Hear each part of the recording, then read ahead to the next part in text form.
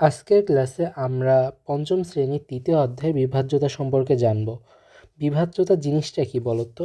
বিভাজ্যতা মানে ভাগশেষ শূন্য হবে ভাগ করার পর। ভাগশেষ ভাগশেষ সমান শূন্য। ভাগশেষ শূন্য হলে আমরা বলতে পারবো সেটি ওই সংখ্যা দ্বারা বিভাজ্য। আজকের ক্লাসে আমরা 3 দ্বারা বিভাজ্য সম্পর্কে জানব।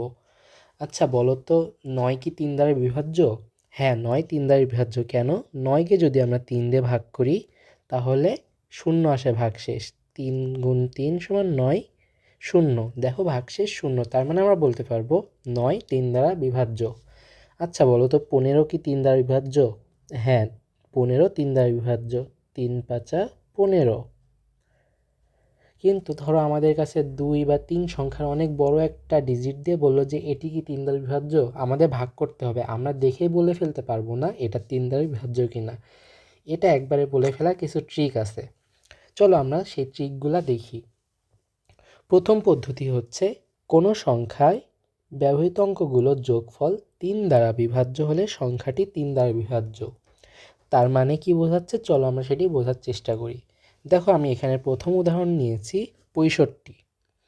আমরা ভাগ করা লাগবে 65 3 দিয়ে বিভাজ্য কিনা বোঝার জন্য। কিন্তু আমরা যদি পদ্ধতি 1 অনুসরণ করি তাহলে কিন্তু খুব সহজেই বলে ফেলতে পারবো দেখেই যে এটি 3 দ্বারা বিভাজ্য কিনা।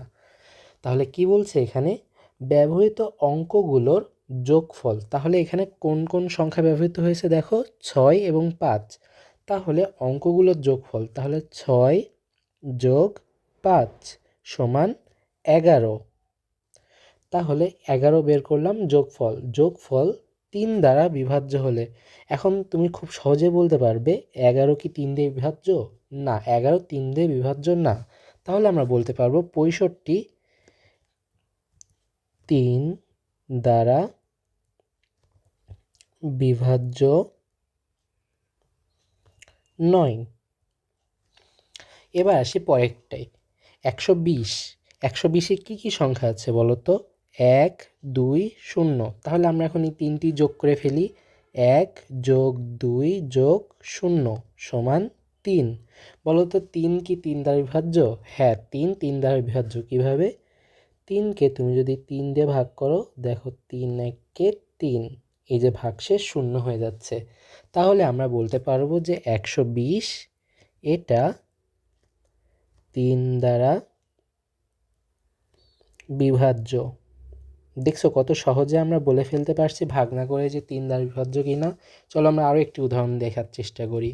এখানে দেখো 4 3 2 আছে, তাহলে আমরা 3টায় যোগ করে ফেলি।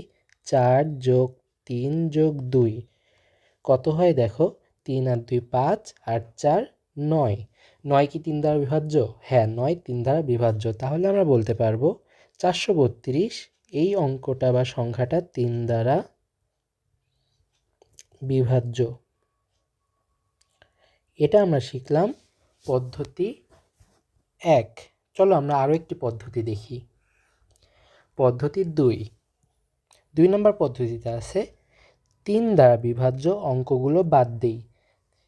2 নম্বর স্টেপ হচ্ছে বাকিগুলোর যোগফল বের করি, এবং 3 নম্বর স্টেপ যোগফল 3 দ্বারা বিভাজ্য কিনা সেটা আমরা চেক করব। তাহলে চলো স্টেপ বাই স্টেপ আগাই। প্রথম স্টেপে কি বলছে? 3 দ্বারা বিভাজ্য অঙ্কগুলো বাদ দিতে হবে। আমি দেখো একটা তোমাদের জন্য উদাহরণ নিয়ে রাখছি। এখানে তাহলে কি করতে হবে? 3 দ্বারা বিভাজ্য অঙ্কগুলো বাদ দিই। 4 কি 3 দ্বারা বিভাজ্য? না। 3 কি 3 দ্বারা বিভাজ্য? হ্যাঁ। তাহলে 3 আমরা বাদ দিয়ে দিলাম। তারপর একটা আসি 9। 9 কি 3 দ্বারা বিভাজ্য? হ্যাঁ। তাহলে 9ও বাদ দিয়ে দিলাম। 0 এবং 5 দুইটায় 3 দ্বারা বিভাজ্য নয়। তাহলে আমাদের প্রথম স্টেপ শেষ। 3 দ্বারা বিভাজ্য অঙ্কগুলো আমরা বাদ দিয়ে দিয়েছি। তারপর কি বলছে? বাকিগুলোর যোগফল বের করতে হবে। তাহলে বাকি কি কি থাকছে দেখো এখানে, 4 0 5। তাহলে 4 যোগ 0 যোগ 5, তাহলে এগুলোর যোগফল কত হয়? 9। তাহলে বাকিগুলোর যোগফলও আমরা বের করে ফেললাম। এবার 3 নম্বর স্টেপে কি বলছে? যোগফল 3 দ্বারা বিভাজ্য হলে সংখ্যাটি 3 দ্বারা বিভাজ্য। আমাদের যোগফল এখানে কত এসেছে? 9।